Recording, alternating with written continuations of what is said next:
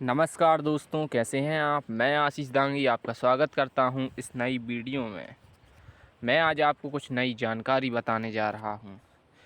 जैसा कि आप जानते हैं, मिड टाइम कंडीशन में हमने वर्क करने के लिए अच्छी अच्छी स्ट्रेटजीज़ हैं उनका चुनाव किया है और उस बेसिस पर हमने बेहतरीन स्ट्रेटजीज़ बनाई हैं, जिसकी सहायता से हम मिड टाइम में भी थोड़ी बहुत डायरेक्शन प्रिडिक्शन कर सकते हैं और अच्छे मूवमेंट को पकड़ सकते हैं।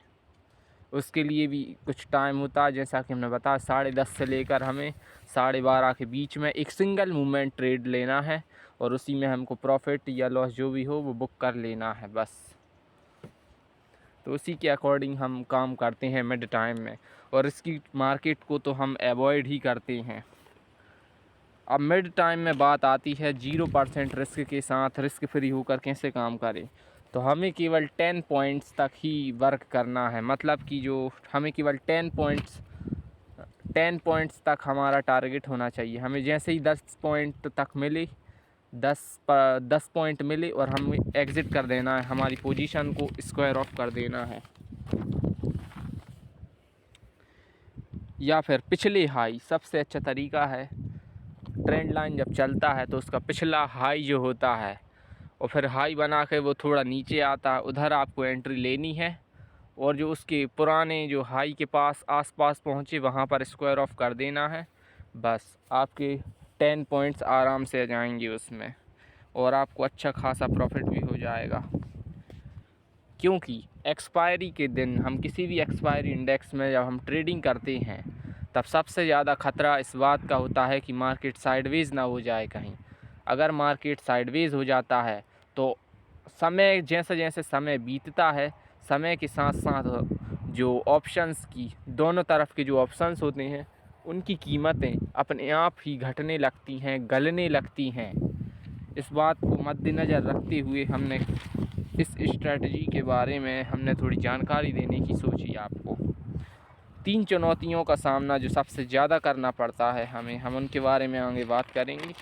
पहले कुछ और बातों पर हम डिस्कशन करते हैं। ग्लोबल मार्केट, इसका भी इम्पैक्ट पड़ता है, जैसे कि नैस्डैक कंपोसाइट, FTSE डेक्स इंडेक्स और जो निक्की इंडेक्स है जापान का, शंघाई SGX।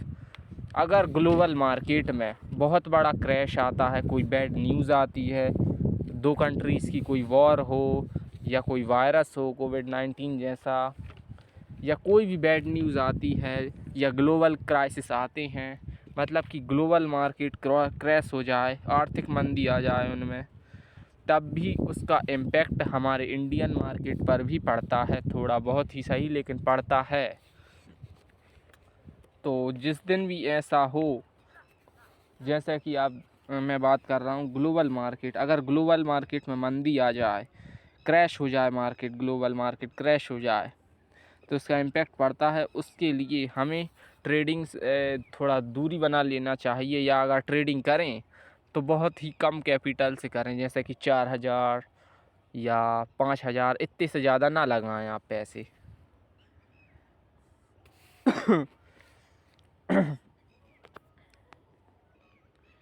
अब हम बात करते हैं रियल लाइफ कंडीशन की। रियल लाइफ में ये कैसे इम्पैक्ट दिखाता है। कुछ दिन पहले की बात है, ग्लोबल मार्केट क्रैश हो गया ईरान और इजराइल की वॉर्स की खबरों के अनुसार। उन दोनों के बीच लड़ाई झगड़े का माहौल था, इससे ग्लोबल मार्केट क्रैश हो गया, जिसका इम्पैक्ट हमारे इंडियन मार्केट में भी देखने को मिला। लेकिन हमारा इंडियन मार्केट ऊपर से ओपन होते हुए नीचे नीचे गिरते फॉल होते हुए नहीं आया, वो डायरेक्ट ही गैप डाउन ओपन हुआ, थोड़ा ऊपर आया। अब जब थोड़ा ऊपर आया तो 10:30 बजे के बीच हमने मार्केट की कंडीशंस देखी, उनके डाटा देखे, तो वो डाटा दिखा रहे थे कि मार्केट को ऊपर जाना चाहिए, ट्रेंड लाइन को ऊपर जाना चाहिए। मतलब डाटा इंडिकेट कर रहे थे बुलिश होने की तरफ, ट्रेंड लाइन बुलिश हो जाए ऐसा इंडिकेट कर रहे थे अकॉर्डिंग टू हमारी स्ट्रैटेजी। लेकिन हुआ क्या कि जब ग्लोबल मार्केट का इम्पैक्ट था हमारे मार्केट पर भी, तो उसके कारण ना तो वो ऊपर जा पाया, और जो डाटा बुलिश थे उसके कारण वो नीचे भी नहीं जा पाया, तो वो साइडवेज हो गया। अब वो चार्ट हमारे पास उपलब्ध होती तो हम आपको ज़रूर बताते। देखिए कुछ इस तरह की ट्रेंड लाइन थी और इस तरह ही क्लोजिंग हुई मार्केट की।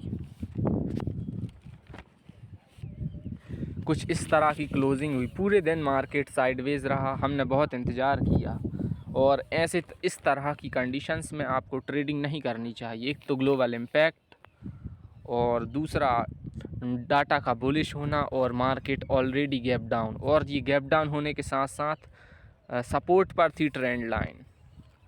इसलिए हमने बुलिश की जो बुलिश साइड ऊपर की तरफ हमने कॉल बाय करके रखा था। हमें लगा मार्केट ऊपर जाएगा, लेकिन ऊपर गया ही नहीं।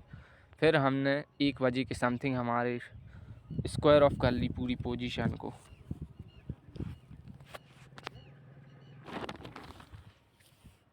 तो इसका सीधा सा मतलब यह भी है कि जब भी इस तरह के क्राइसिस आएँ स्टॉक मार्केट में, चाहे वो बहुत बड़े क्राइसिस हों, बहुत बड़ी मंदी हो, चाहे ग्लोबल मार्केट एकदम से क्रैश क्यों ना कर जाए, चाहे बहुत उछाल आ जाए, लेकिन जब इस तरीके के बड़े मूवमेंट्स ग्लोबल मार्केट का इम्पैक्ट जब हमारे ऊपर पड़ता है, तब उसके कारण हमारी जो मिड टाइम की स्ट्रेटजीज़ हैं वो प्रॉपरली वर्क नहीं करती हैं, वो प्रॉपरली काम नहीं कर पाती हैं, और जिसके चलते हमारे जो प्रेडिक्शंस होते हैं उनके रॉन्ग होने की संभावनाएं अधिक होती हैं। हमारी मिड टाइम की स्ट्रेटजीज़ जितनी भी हमने बनाई हैं, प्रॉपर कंडीशंस वो काम नहीं कर पाती हैं। कब? जब ग्लोबल मार्केट फॉल करता है, ग्लोबल मार्केट में क्राइसिस आ जाते हैं तब। तो उस तरह की सिचुएशन में हमको ट्रेडिंग को अवॉइड ही करना चाहिए। और आप एक और चीज़ का ध्यान रखें, जैसे कि ट्रेंड लाइन। जो ट्रेंड लाइन होती है और कंडीशन होती है, वो अगर पहले दिन जो थी और दूसरे दिन भी वो हैं, तो ट्रेंड लाइन थोड़ी डिफरेंट हो सकती है। दूसरे दिन डायरेक्शन में आपको अंतर देखने को मिलेगा, क्योंकि ऑपरेटर उसे चेंज कराते हैं। हम इस पर भी ऑलरेडी एक वीडियो बना चुके हैं, आप वो देख सकते हैं। मेरी इस वीडियो को देखने के लिए धन्यवाद।